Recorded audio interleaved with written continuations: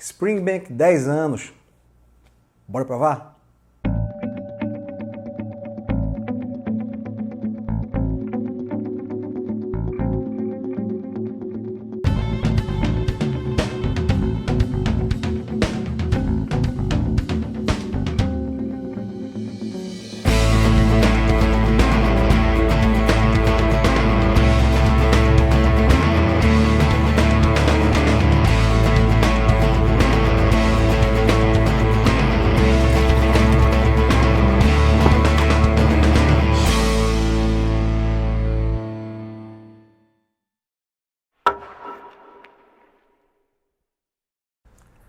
Amigos do Whisky, sejam muito bem-vindos ao Whisky Capital e hoje é dia da gente falar da mítica Springbank e do seu rótulo de entrada, esse carinha aqui, o Springbank 10 anos. E já de cara fica a pergunta, afinal de contas, por que a Springbank é tão cultuada entre os entusiastas? Bom, a resposta não é tão definitiva, mas a gente pode dividir em algumas partes. Na história mais recente, a gente inclusive vê isso com muito orgulho por parte da própria destilaria, quando eles afirmam que hoje são a destilaria, a empresa mais artesanal da Escócia, onde 100% do seu processo produtivo acontece dentro da área da própria destilaria. E o que pode parecer estranho num primeiro momento, na verdade faz todo sentido. Isso porque hoje quase que a totalidade das empresas, das destilarias escocesas, terceirizam algumas fases do seu processo produtivo. Por exemplo, a gente pode citar a própria maltagem, que é quando a gente pega o grão de cevada, inicia a fase de germinação e depois interrompe para que a gente consiga ali reter o máximo de açúcar que posteriormente vai ser convertido em álcool. A esmagadora maioria das empresas hoje, das destilarias escocesas, terceirizam esse processo. Então, eles já compram a cevada maltada pronta. No caso da Springbank, não. Eles próprios fazem essa maltagem e da forma mais artesanal possível. Além disso, eles também conseguem garantir que vão adicionar ali, no caso da cevada que vai ser defumada, através de tufa, a quantidade exata que eles precisam para produzir seus whiskies, que hoje na prática tem 3 estilos básicos. A gente tem a própria Springbank, que é o rótulo que origina isso tudo.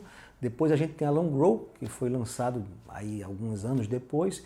E por fim aí a Hazelburn, que é a destilação mais nova, que eles apresentam sem nenhum tipo de defumação.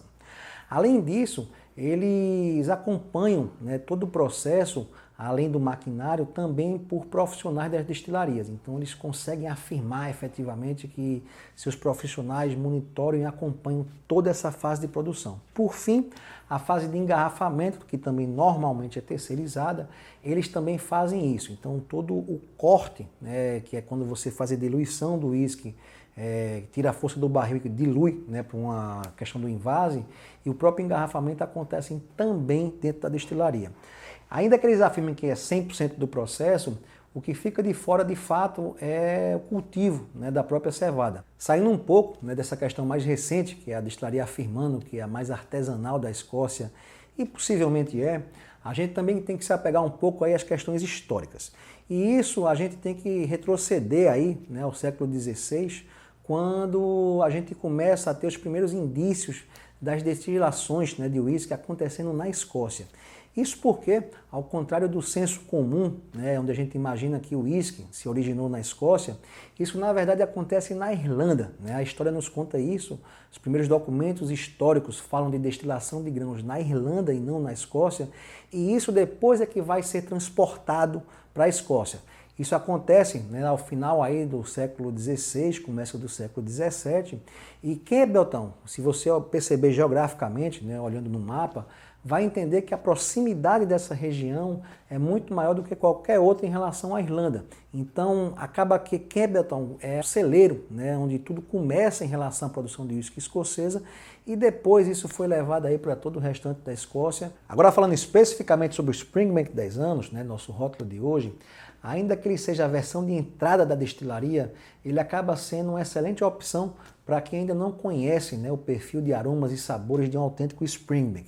Isso porque a destilaria já coloca nesse rótulo todo o seu potencial produtivo e suas principais características, que são elas. Primeiro, a questão da destilação. Todo Springbank ele é destilado 2,5 vezes. Ainda que não exista meia destilação, isso é um processo, né, que a destilaria usa, quando ele pega ali a cauda da primeira destilação, incorpora novamente com o mosto e destila novamente, né, criando aí um perfil aromático bem específico. Tanto que as demais linhas, né, da Springbank, que são a Long Grow e a Hazelburn, já usam destilados completamente diferentes. Fora isso, eles também têm a característica de agregar barris de bourbon com barris de sherry, que incorpora ainda mais de sabor.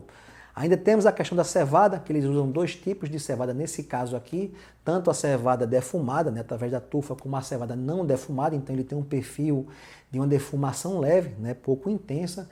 E por fim, não menos importante, a gente ainda está falando de uma destilaria que está próxima do mar, então a gente ainda tem aí um perfil marítimo, né, de alguma coisa de mar que a gente consegue capturar nos nossos Springbanks.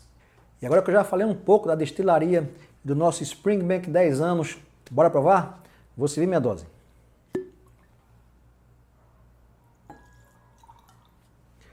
Como de costume, começando pelos aromas.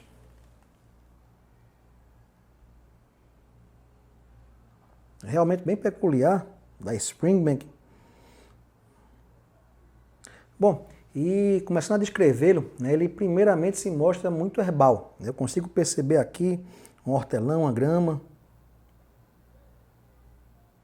uma erva doce. Ele também tem algo cítrico, talvez uma laranja. Traz uma pimenta. Já alguma coisa também que me lembra mar. E curioso, né, talvez aí em decorrência dessa pouca maturação, só são 10 anos, a gente consegue perceber aqui de uma forma muito fácil o próprio aroma, né, da cevada, que é muito legal. A defumação, curiosamente, aparece, mas de uma forma muito, muito discreta. O álcool bem controlado, ainda que sejam 46%, né, de graduação, uma complexidade bem interessante para um rótulo de 10 anos. Bora provar?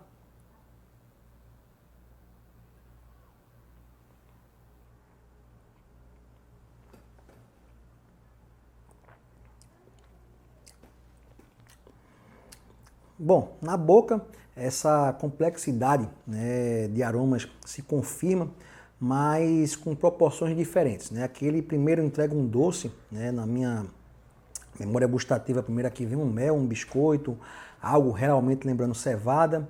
A gente já tem aqui um defumado um pouquinho mais intenso, ainda que ele seja delicado, mais persistente, né? Eu consigo senti-lo aqui. O apimentado já é bem mais forte, né? Então, inclusive, já engoli há algum tempo aqui, está como já um retrogosto, realmente esse apimentado mais intenso. E ele novamente entrega essa notinha aí também marítima. Fora isso, né, eu entendo que esses barris de Jerez, né, que ele tem também na composição, eles adicionam aí alguma coisa que traz aí uma canela, uma noz moscada, ainda que de uma forma mais discreta, mais presente nesse rótulo. E o que é que acaba, né, eu tendo aqui como um resultado final? É um rótulo, né, acessível, afinal de contas uma garrafa dessa custa fora do Brasil por volta aí de 50 libras, e ele tem uma complexidade, quando a gente fala de campos de sabores, que é muito difícil a gente encontrar em outros rótulos nessa mesma faixa de preço. Por isso é que a gente tem aí esse conceito, né, tão consagrado da Springbank e não posso deixar de recomendá-lo. Então, saúde e até a próxima dose.